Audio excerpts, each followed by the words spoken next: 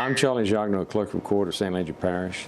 I've been in this job since 1992, and it's been my pleasure to serve the people of St. Landry Parish as their clerk.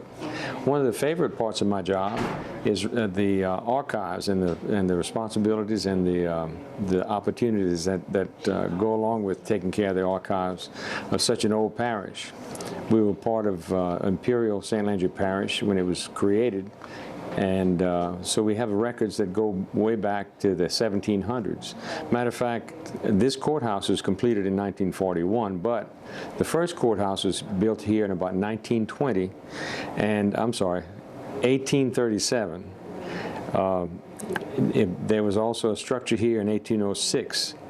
1820, it burned down, and it burned down again in 1939. That's when the present courthouse was built. Fortunately, the records were kept in an outbuilding and they weren't lost. So we have records all the way back to the colonial period. The first clerk here was Judge Lee, and he served as a clerk from 1805 to 1807. He became the parish probate judge from 1807 and he served until 1842. Our colonial records cover a period of 1764 to 1803. They're on microfilm here and available on microfilm, and they're also at the state archives. The notarial records span the time period of 1820 to 1850, and the first parish recorder was here in 1845. We have records that are imaged and indexed in various periods from the 1800s to present, and in mid 2015 we should have a constant record that's imaged and indexed and available online from 1800 to the present day. We're pretty proud of that, and that should be completed early next year. I'd like to introduce our archivist, a former archivist who's retired now, Mr. Keith Fontenot, and he can expand on what I've told you about our records here in St. Landry Parish. Thank you.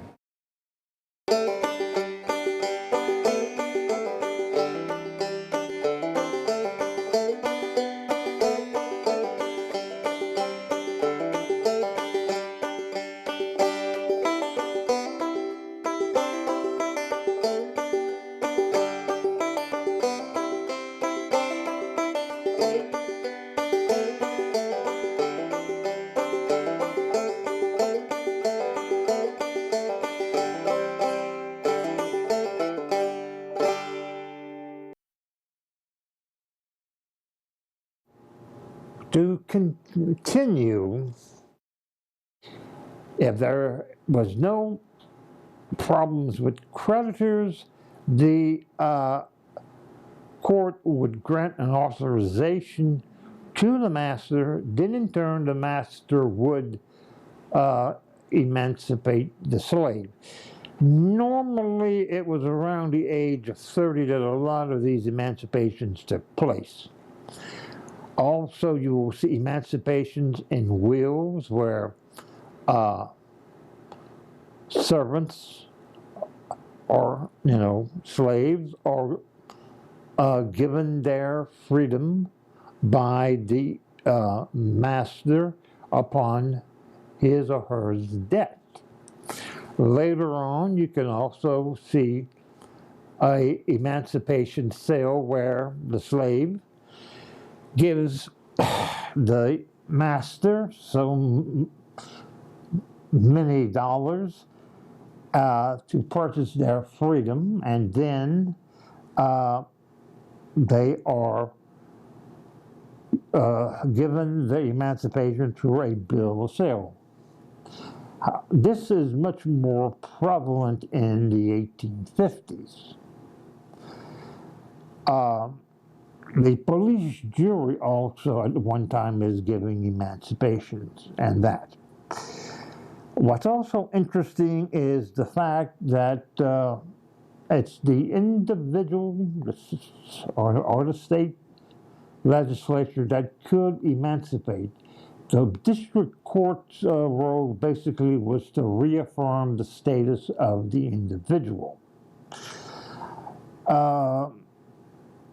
In 1998, myself with Claude, we did a paper for the Louisiana Journal entitled Libre Vel Non.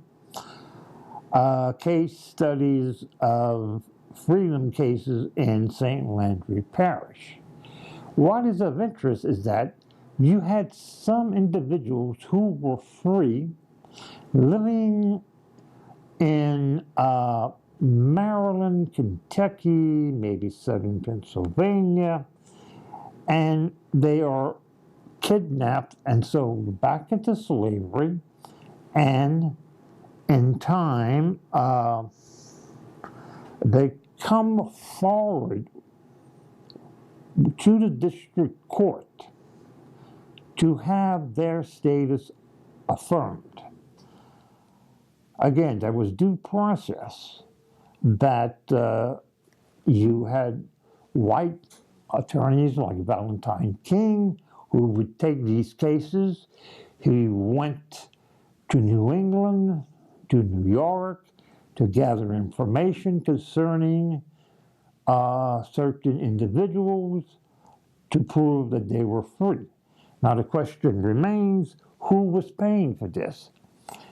Again, it could have been other free people of color who were paying these attorneys to, follow due process to reaffirm the person's status as a freed person. You also have a legislative act in 1830 that really restricts the immigration of free people of color from other states coming into Louisiana.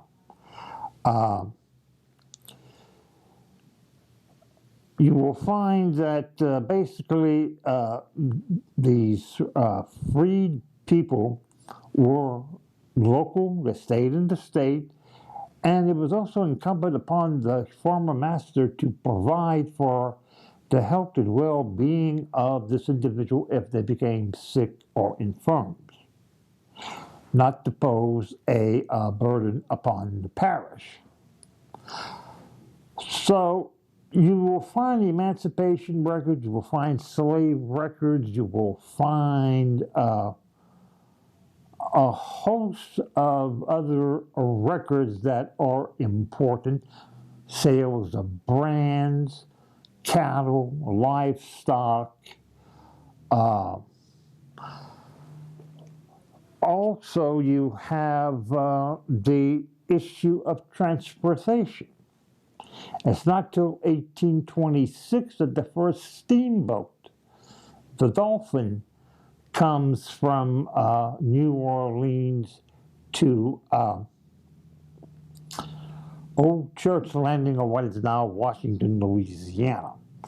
There's a civil lawsuit whereby the Opelousas Steamboat Company managed to get a monopoly on all the goods to be shipped to New Orleans.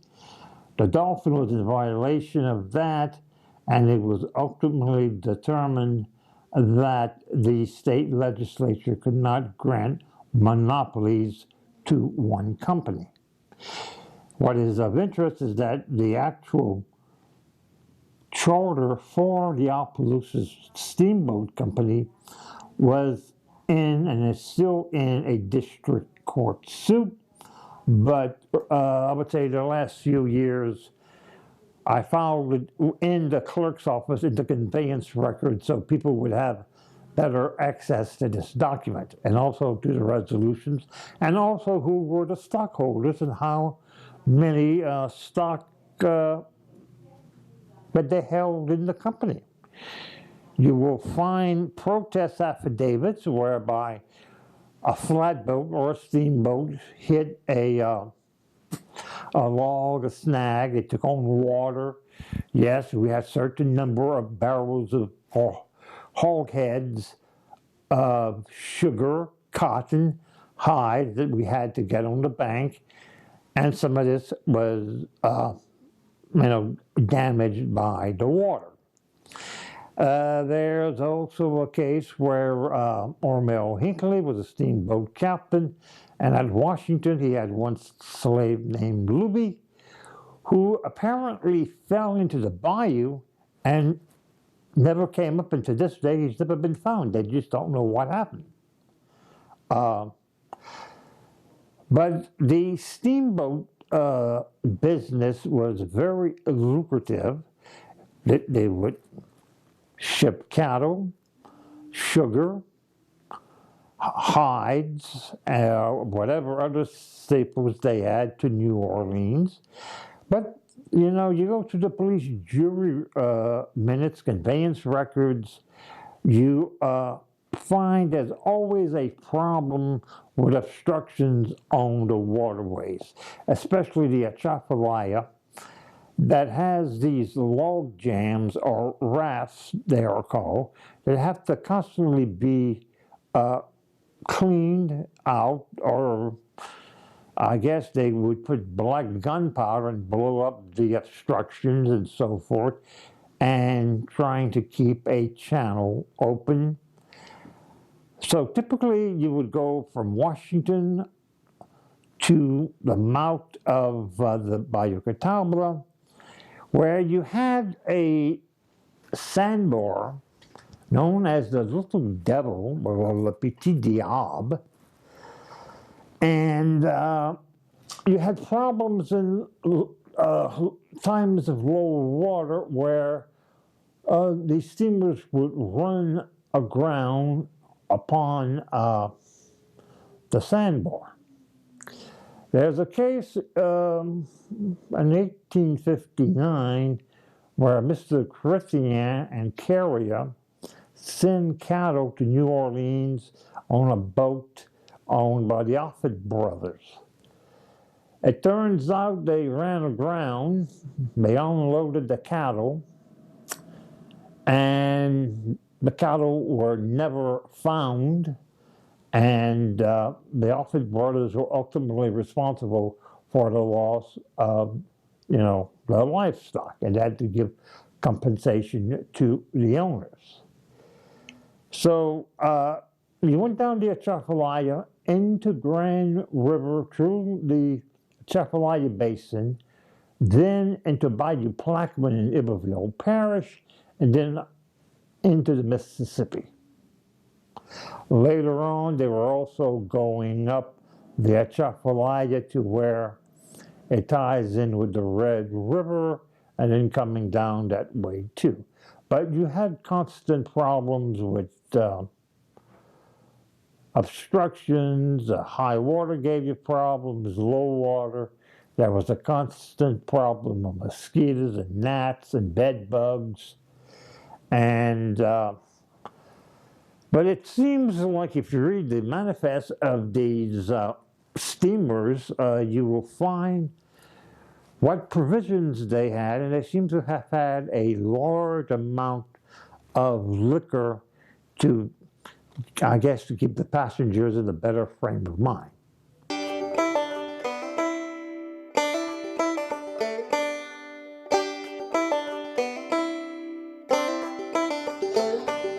The issue of slavery has always been very contentious. Again, it's a reprehensible institution. However, our ancestors had a different mindset. They considered, you know, slaves as chattel property.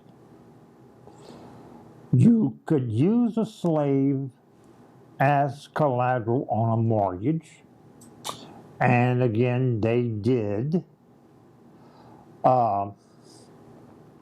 in order to purchase land or to expand and so forth.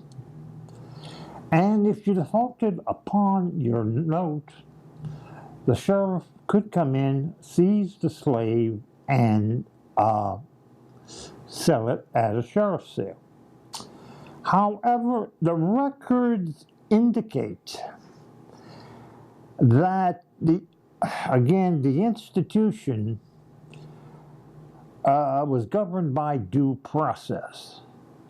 I think there were certain community standards that had to be upheld by the master, not to mistreat a slave or to go beyond the pale and so forth. There's a case where, in the coroner's inquest in the 1860s, a gentleman in Washington apparently discharged a pistol and killed a 5-year-old slave. There was an inquest by the coroner to see what was going on. So you had due process. Why did Valentine King, a prominent white attorney, take these freedom cases? They were following the community standards that were in place at the time. Now, I would say to us, this seems to be a foreign concept that we really might not be able to put our heads around. But remember, these individuals were wearing a different set of rose-colored spectacles. They saw reality in a different way. And the main impetus for slavery was economic. You could also purchase insurance policies on slaves from companies in Philadelphia. If you had something dangerous to do on your plantation, you did not put a slave in a dangerous situation. You would hire an Irishman for 50 cents a day. If he got killed, by accident, that was his problem.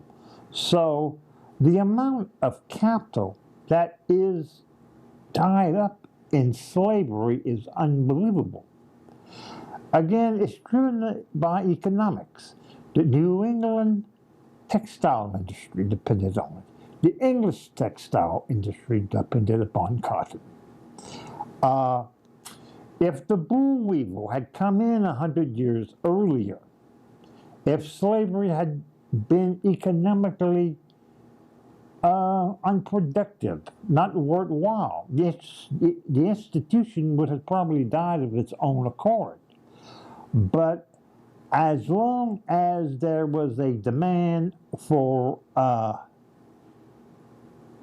cotton and economics, and then too, one might also consider how nature also can come in and throw a monkey wrench in the situation. Case in point, in 1815, you had a volcano that exploded in the East Indies, was named Toba. The year 1816 was a year without a summer. Thomas Jefferson suffered massive crop failures. Many people in New England did, which in turn led to a migration out of the Northeast towards the Southwest, towards Louisiana and that. So underneath, there could be several factors affecting the institution. Again, even in classical democracies of ancient Greece, Rome, it was usually men of landed wealth that were the voters that had franchises and so forth to run. Slaves, women were excluded from the political process. When Thomas Jefferson talks about we the people, he's probably referring to white males 21 years of age or older and owning at least 50 acres of land. So if you were not landed or of the gentry, they considered that you didn't have a stake in society. Again, you can go back to the U.S. Constitutional Convention in 1787, and there's the Three-Fifths Compromise about slaves and so forth. So you already have the seeds of discord that are really set at that time. The office here will give you emancipation papers. It will also have slave sales. The legal foreign slave trade ends in 1807. But the question is, what was smuggled into Louisiana after that time is anybody's guess. So it's what Kenneth M. Snackwood had said, the peculiar institution. It was driven by economics, greed, and people also, if you were white, you could also enter into an indentured servant contract, in which in some ways was worse than slavery, since they tried to get 20 years of work out of you in 10. So let's say man's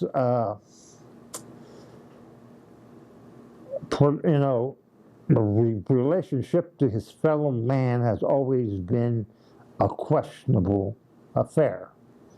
The institution of slavery goes back to ancient times, and it's probably also prevalent in other parts of the world in the present day and time. And it's an institution as old as man himself. But the records here do give, these